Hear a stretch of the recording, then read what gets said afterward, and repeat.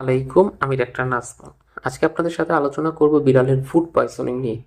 আজকের এই ভিডিওতে আমি আপনাদেরকে বিস্তারিত জানাবো যে বিড়ালের ফুড পয়জনিং কি, এটা কিভাবে হয় বা হলে আপনারা ঠিক কি কি ধরনের বাসায় ঘরোয়া পদ্ধতি অবলম্বন করতে পারেন এই বিষয়টা সম্পর্কে জানাবো। আপনারা হয়তোবা জানেন আমি ট্রিটমেন্ট প্রোটোকল কখনোই পেশেন্ট না দেখে এভাবে গড়ে বলে দেই না। জাস্ট একটা বেসিক ধারণা আপনারা যেন পান এই বিষয়টা সম্পর্কে আমি আপনাদেরকে জানাবো।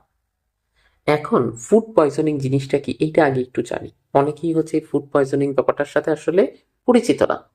ফুড পয়জনিং হচ্ছে কি, আমরা যখন বিশেষ করে গ্রামের সাইডে যে বিড়ালগুলা থাকে বা ওই পেশেন্টগুলা যখন আমার কাছে আসে, ওদের ক্ষেত্রে আমি দেখি যে ফুড পয়জনিং এর এই সমস্যাটা খুব বেশি পরিমাণে ডেভেলপ করে।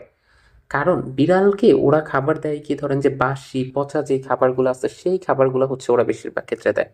এবং বাসি পচা এই খাবারগুলো যখন, এগুলোর মধ্যে কিন্তু অলরেডি ব্যাকটেরিয়া ফর্ম করে এবং ব্যাকটেরিয়া একটা টক্সিন এই বাসি পচা খাবারের মধ্যে রিলিজ করে, মানে বিষ। এখন যদি কোনো কারণে ওই টক্সিন বা ক্ষতিকারক পদার্থ বিড়ালের বডিতে প্রবেশ করে, তখনই ওদের দেখা যায় বডিতে খাদ্যে ফুড পয়জনিং বা খাদ্যজনিত যে বিষক্রিয়া এইটা আস্তে আস্তে তৈরি হয়। এবং এই ক্ষেত্রে আস্তে আস্তে ওরা অসুস্থ হয়ে যায়, অরুচি প্লাস আদার্স লক্ষণ প্রকাশ পায়, সেটা আস্তে আস্তে ধাপে ধাপে বলতেছে। তো ফুড পয়জনিং ব্যাপারটা তো আপনারা বুঝতেই পারছেন হয়তো বা, যে ফুড পয়জনিং জিনিসটা কি। এখন আপনারা এই যে শুধুমাত্র সবসময় যে দিতে পারবেন, ওইটাকে কি বলে যে বাসি পচা খাবার থেকেই হয়, ব্যাপারটা এরকম না। আমার লাইফে এরকম অনেক এক্সপিরিয়েন্স আসছে যে আপনি ওকে চকলেট খাইতে দিচ্ছেন বা পেঁয়াজ রসুন কফি দুধ এই ধরনের খাবারগুলো যখন খাইতে দিচ্ছেন, তখনও দেখবেন যে ওদের ভিতরে এই ফুড পয়জনিং এর সমস্যাটা তৈরি হয়। আবার অনেক সময় দেখা যায় যে যেসব বিড়াল একটু বয়স্ক, ওদের ক্ষেত্রে না কেমন পাকস্থলী এটা খুব বেশি সেন্সিটিভ হয়ে যায়, তো ওরাও এরকম ফুড পয়জনিং এর শিকার হয়। তারপরে ওই যে নষ্ট বাসি পচা, ওগুলো তো বললামই। তারপরে খাবারের সাথে অনেক সময় দেখা যায় যে এরকম ভাবে বিভিন্ন ঔষধ মিশিয়ে খাওয়ায়।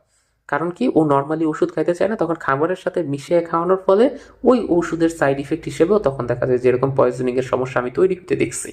তো এগুলো আসলে কমন কিছু সাইন সিমটম বা কমন কিছু ফ্যাক্টর বললাম ফুড পয়জনিং এর ক্ষেত্রে, আমার এক্সপিরিয়েন্স আর কি এখন পর্যন্ত যতটুকু পাইছে। তবে এছাড়াও আরো অনেক ফুড পয়জনিং এর কারণ থাকতেও পারে, বাট ওগুলো আমি আমার লাইফে এখনো পাইনি আর কি।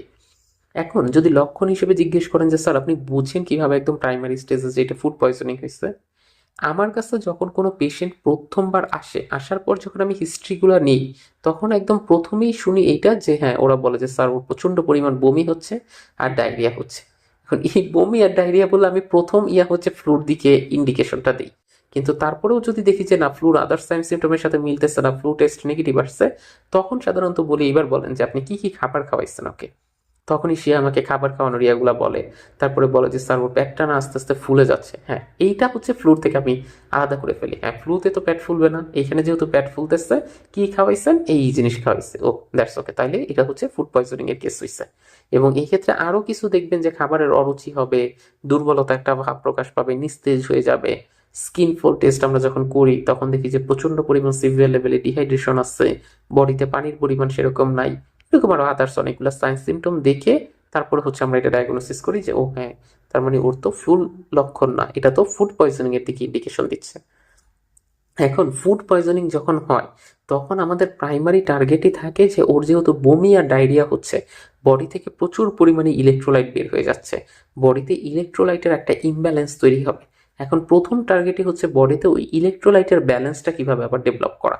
এবং এই ক্ষেত্রে যেহেতু পানি শূন্যতায় যেন ও কোনোভাবেই না পড়ে, এজন্য আমরা আমাদের কাছে আসলে প্রাইমারিলি আমরা ওকে আগে একটা স্যালাইন দেওয়ার চেষ্টা করি। ও তো এই টাইমে খাবার খাইতে চাবে না, খাবারের অরুচি থাকবে, কিন্তু নিউট্রিয়েন্ট কিভাবে পাবে, পুষ্টি উপাদান, আমরা ওকে একটু ভিটামিনের ইনজেকশন করে দেই।